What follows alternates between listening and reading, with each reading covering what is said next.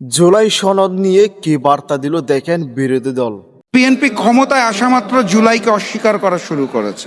তো তারা সংস্কার না চাইলে, জুলাই সনদকে বাস্তবায়ন করতে না চাইলে আরো একটি গণ অভ্যুত্থান অনিবার্য। এটা বাস্তবায়ন আমরা করবই বাংলাদেশে, কারণ এটা জনগণ রায় দিয়েছে। ফলত এটা শুধু আমাদের উপরে না, যারা ভোট দিয়েছে তারা এটার জন্য হলো মাঠে নামবে। আমরা মনে করি জুলাই সনদ অবশ্যই বাস্তবায়ন হওয়া দরকার।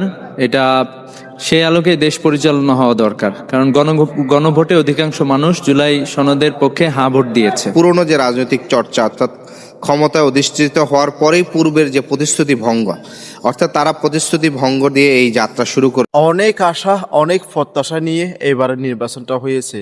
সাধারণ মানুষ তাদের ন্যায্য ভোটটা তারা দিতে পারছে, আর গণভোটে হাতে সবাই ভোট দিয়েছে, ওই হাটা বিজয় লাভ করছে।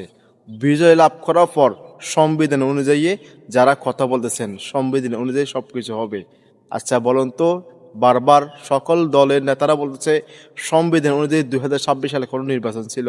বর্তমান যিনি স্বরাষ্ট্রমন্ত্রী উনি কি হওয়ার কথা ছিল?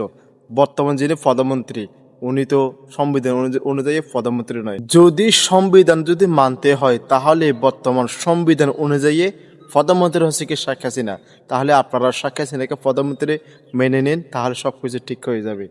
আসলে এই নির্বাচনটা আসলে হয়েছে কিছুর জন্য, জুলাই আন্দোলন হয়েছে কিছুর জন্য, সবাই জানে। জেনে তারপর না জানার বাং করতেছে, কারণ তারা চায় না জুলাই সনদ বাস্তবায়ন হোক। জুলাই সনদ যদি বাস্তবায়ন হয় অনেকের পেটে লাথি পড়বে, এটা হচ্ছে বাস্তব।